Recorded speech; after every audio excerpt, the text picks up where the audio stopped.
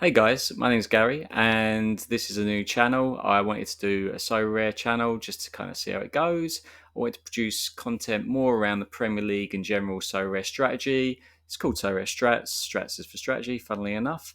So, this first video, we're going to look at players in the Premier League who I feel are capable of banging 100, but obviously not. You're obvious. I'm not going to go for, Mr. Kevin De Bruyne, injured anyway. Foden, Salah. I'm not going to go for players like that. I'm going to be looking at players that may be a little bit under the radar. That if you do play them and they do bang, then you're going to be in a very healthy position on the leaderboard. So let's get into it.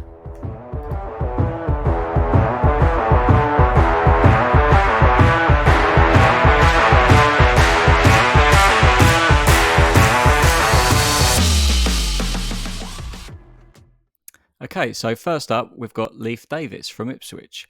Leif Davies tore it up in the Championship last year. He's made the transition to the Premier League really well. I think obviously he's playing for a team that will always be fighting relegation, but he looks like someone who could end up playing for a much bigger team. He takes all of their set pieces. So, and this goes in with the second point, the AA. He gets so much AA because not only is he taking set pieces, his delivery is very, very good. He can really get a pinpoint cross in and really connect with the target.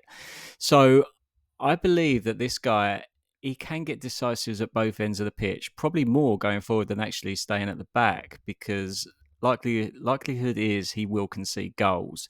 But I think he's also more than capable of making up for it at the other end.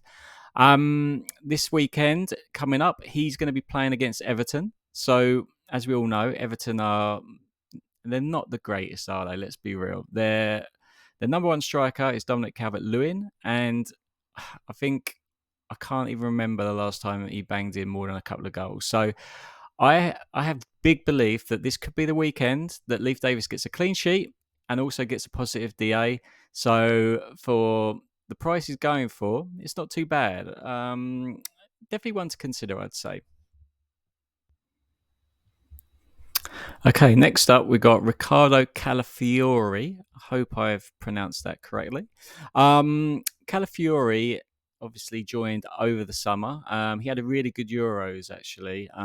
He's one of the players that I wanted Liverpool to sign, but our owners are not really into spending money, so that did not happen. He plays for arguably the best defence in the league. I've put that in inverted commas because at the moment they haven't conceded the fewest goals, but we all know their strengths. They've got a very, very strong back line. The obvious targets for defenders for Arsenal is obviously Gabriel and Saliba.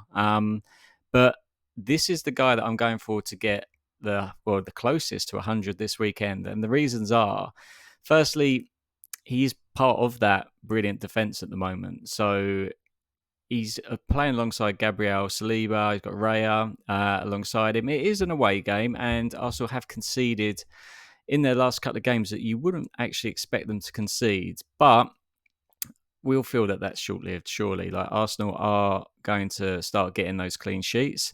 But if you look at his last match, his actual AA, his all-around score, was excellent. Considering they conceded 2 goals, he's actually really good at picking up that AA.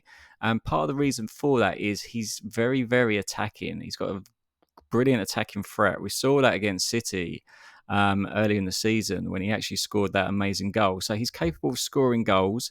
He puts a lot of pressure down the flank, and he provides a good support, a good overlapping of the wingers, and really can cut inside and also unleash that shot of his. So I'm backing him to get DAs at both ends of the pitch this weekend, getting him close to 100. Is he nailed? Yeah, obviously he came in to replace Ben White. He's done so well. I think it might be one of those situations, a bit like when Raya replaced Ramsdale. He said it was going to be rotation, but we all know what happened. And Arteta can be quite ruthless like that. So if he feels that Calafiori is the man, then I think Ben White will really struggle to get back in. So he's one that I'd say definitely, alongside Leif Davies, my two kind of underground picks for defenders this weekend.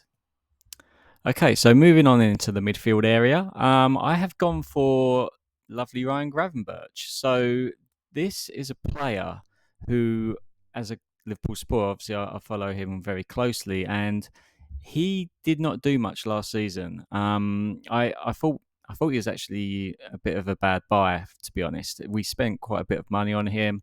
He wasn't utilised by Klopp. I didn't really know where he'd fit in. So I'm kind of surprised at how well he's adapted to being the number six under Slot.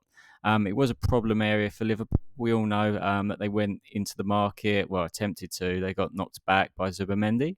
So Gravenberch has become that man that's filled in. And to be fair, he has done a wonderful job. With an L5 of 60 currently, he is playing every single minute pretty much of every game. So he is someone that you can rely on to play the full 90, which when you're entering these Prem competitions, you need someone that's reliable. And with the rotation, Slot doesn't look like he wants to rotate Gravenberch, which I understand why. He's done so well. Um, he can.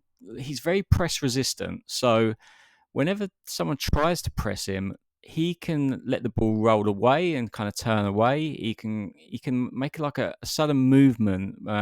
Change of direction is very, very good. And he's also got a very incisive pass. So not only that, he can also dribble. So teams are really struggling at the moment to understand how to combat that because he's got so many skills in his arsenal. Um, I hope that continues to play out when Liverpool have those tougher fixtures. With Chelsea coming to Anfield, it's a test for both teams. To be fair, both have started quite well, but this will be a real decisive match in terms of which team is really progressing at the start of the season. So I know it's a tough game, but with Gravenberch, I feel that this is a game that actually will suit him even more. Playing in that number six role, he's going to get in tackles, he's going to get interceptions. He's also, with his skill set, he's going to make dribbles. And there has been quite a few times when he's actually been on the edge of the box and put a through ball, and he could have got a DA, he could have got an assist. Maybe not so much a goal. I don't know if he's got that in his locker, but certainly from the creativity standpoint, I think he can do it. So I've put Izzy Liverpool's Rodri, obviously. There's no one who is a Rodri, but in terms of the next best thing, he looks like he's got potential. So in midfield, I'm backing Gravenberch this weekend to actually carry on with his excellent AA and potentially get a decisive action going forward as well. So that's why he is my number one pick for midfielders. Finally, the forward that I'm going for this weekend is lovely Harvey Barnes. So I've got a soft spot for Harvey Barnes. I had him last season. He was actually a midfielder card last season, and he came in towards the end of the season and did really, really well. He scored a few goals. He looked like he was capable of pushing on into the following season. I was kind of taken aback because this season he's been put as a forward, which does make sense. He obviously plays as one of the front three. He has always been someone that I felt had the potential to actually nail down a start spot, and he's doing that at the moment, which is great. Obviously, at the moment, with Newcastle lacking Isaac, they are not as much of a goal threat as they would be with him in the team, which is probably why I'm more inclined to go for him for this weekend. He, along with Gordon, are going to be the main goal threats for Newcastle. Everyone knows Anthony Gordon and how much he can create, how much he can score. I think that maybe gives Harvey Barnes a bit more of the underrated factor. He definitely has a very good shot on him. He's very good at actually scoring goals. As we can see in his last 5 games, he's actually got 3 goals.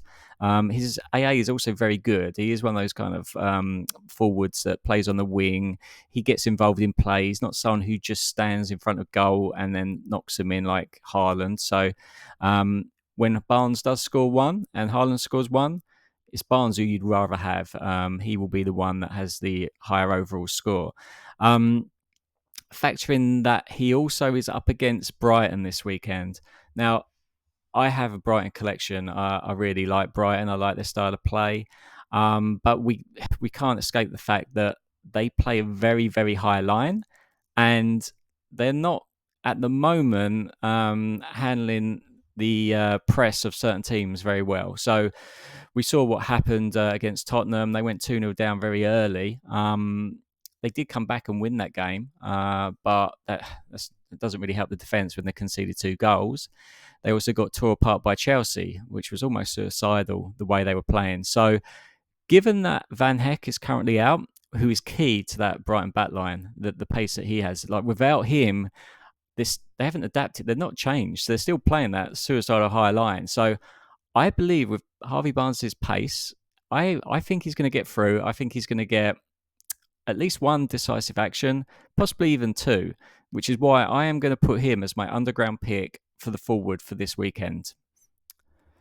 This is how the final team looks. I've had to put in Vicario. He's more placeholder, really. I wasn't going to do an underground pick for 100 from a goalkeeper. So he's just there as placeholder. You can imagine any goalkeeper that you want in that position.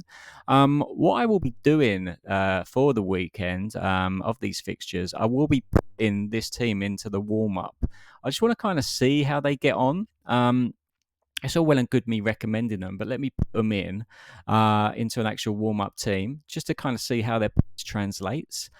What I like about the warm-up, it gives you a chance to experiment with certain things. And I am always going to look at playing differentials in that lineup because ultimately, who is everyone going to go for? They're going to go for the Haalands. They're going to go for the Salahs. They're going to play the fixtures. They're going to make sure that they get the teams that are most likely to get the points, which I understand that makes sense. But if you do have a shock, by playing a lineup like this with the differentials, if you do hit, and one of those big teams has a bit of a banana skin, that banana skin rules out probably like 80% of the lineups out there. So I think it's going to be interesting. So if I do a follow-up video next week, I will tell you what position this team came in. Is there any like picks out there that you guys like think will be very much overlooked for the Premier League this weekend? I would love to hear it. So if you want to put your comments below, this is my first video, so if you do want to subscribe, I'm going to be putting out more content if you guys want to see that. And certainly like the video.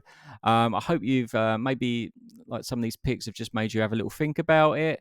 But yeah, thank you very much for joining us, and I'll catch you guys next time.